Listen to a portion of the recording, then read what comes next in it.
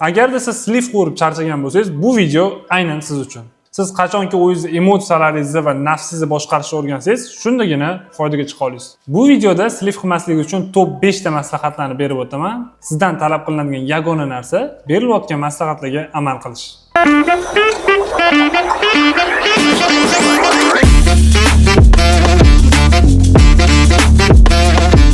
Avval tanishib olsak, men ismim Hojiakbar, familiyam Hikmatjonov. Trading sohasi bilan deyarli 5 yildan beri shug'ullanib kelaman. Shu kungacha 200 dan ortiq insonlarga trading sohasida daromad qilishlariga yordam berganman. Agarda siz kanalda yangi bo'ladigan bo'lsangiz, обязательно подписка bosib qo'ying. Bundan ham foydali videolar hali oldinda. Videoni oxirigacha ko'ring, chunki deyarli 90-95% treyderlarda uchraydigan xatolarni videoni oxirida aytib o'taman. Demak, birinchi maslahatim har bitta pozitsiyada depozitdan 1-2% risk qilib savdo qilishimiz kerak. Trading sohasida risklarni boshqara olmagan inson hech qachon daromad qila olmaydi. Barcha muvaffaqiyatli investorlar va treyderlar aytishadi, riskni boshqarish kerak deb. Sababi ular buni bilishadi qanchalik muhim ekanligini. Afsuski, tradingga kirib kelgan juda ko'p insonlar bu narsaga deyarli e'tibor berishmaydi. Lekin tradingda daromad qilish uchun eng muhimi bu risklarni to'g'ri boshqarish. Siz qancha daromad qilishingizdan qat'iy nazar risklaringizni to'g'ri boshqara olmasangiz, hech qachon foyda qila olmaysiz. Ya'ni bitta savdoda hamma topganlaringizni yo'qotishingiz mumkin. O'z kapitalingizdan kelib chiqib savdo qiling. Agarda balansingiz kam bo'ladigan bo'lsa, prop hisoblar orqali savdo qilib, o'z kapitalingizni kattalashtirishingiz mumkin. Euforiyaga berilmasdan, tez boy bo'lishni o'ylamasdan, balki shu soha orqali stabil daromad qilishi maqsad qilgan holda savdo qilishimiz kerak bo'ladi. YouTube kanalimda risk management bo'yicha to'liq video darslar qilganman. Ushbu videodan keyin albatta o'tib, ko'rib foydalansanglar bo'ladi. Ikkinchi maslahat, stop loss bu treyderning eng yaqin do'sti. Ya'ni sizda bo'lishi mumkin bo'lgan eng yomon holat bu stop loss ishlashi. Depozit slip bo'lishi emas. Stop loss qo'ymasdan savdo qilishi avtomobilda tormozsiz yurishga o'xshatsak bo'ladi. Ko'chalarni zo'r bilgan taqdirda ham ko'chada qanaqa holat bo'lishini oldindan bilib bo'lmaydi. Shuning uchun har doim stop loss bo'lishi kerak. Bozor doim siz kutgandek harakat qilmaydi. Buni to'g'ri tushunish kerak. Siz ishlayotgan strategiyada ham stop loss ishlashi mumkin. Chunki stop loss ishlashi bu hamma strategiyada normal holat. Ammo qilingan tahlillar orqali 70-80% aniqlik bilan daromad qilsa bo'ladi. Shunday hollarda agar stop losssiz savdo qiladigan bo'lsangiz, qilgan hamma foydangizga qo'shib, balansingizdan ham katta minus qilishingiz yoki-da slip bo'lishingiz ham mumkin. Mana stop lossni urib, keyin qaytadi degan narsa yo'q. Chunki sizning balansingiz hech kimga qiziqmas. Chunki bozorda deyarli 8 trillion dollar bir kunda pul oborot bo'ladi. Siz boshqaradigan 1-2 million dollar bozorda hech narsani hal qilmaydi. Shunaqa ekan, stop loss qo'yayotgan paytimizda ham logichni o'sha qanaqadir urvinglar yoki da olgan patternni o'zimiz olayotgan tasdiqqa qarab turib, stop lossni joylashtirishimiz kerak. O'zingiz uchun qoida qilib oling, har doim stop loss bilan ishlashni, shunda sliplaringiz deyarli 50% ga kamayadi.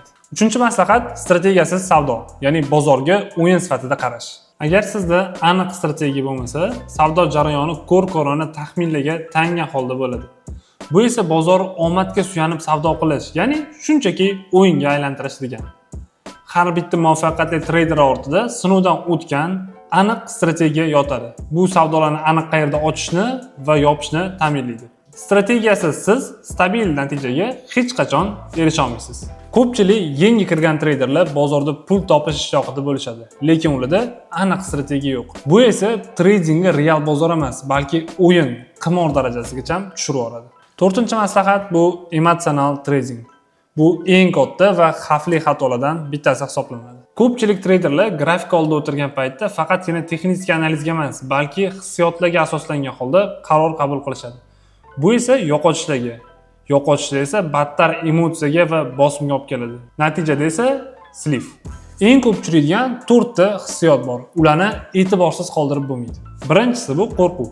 Bozor siz kutgan yo'nalishda yurmay qolsa, odamda tezroq chiqib ketishim kerak degan ichki qo'rquv paydo bo'ladi. Natijada esa foydada turgan pozitsiyadan tez chiqib ketasiz, zararda turgan pozitsiyadan esa juda ham uzoq muddat ushlab turasiz. Ikkinchisi bu ochko'zlik. Savdo siz kutgan tarafga yurdi, endi yopishingiz kerak. Lekin ichingizda bitta narsa aytadi, yana ozgina o'sha ko'proq foyda bo'ladi deb. Bu narsa eng xavfli tuzoq hisoblanadi. Har doim foydada bo'lgan pozitsiyani yopishni o'rganish kerak.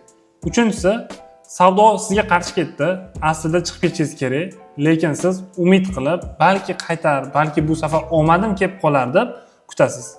Lekin esda tuting, bozor hech kimga qarz emas. U siz istagandek emas, o'zi istagan yo'lda harakat qiladi. To'rtinchisi bu g'azab.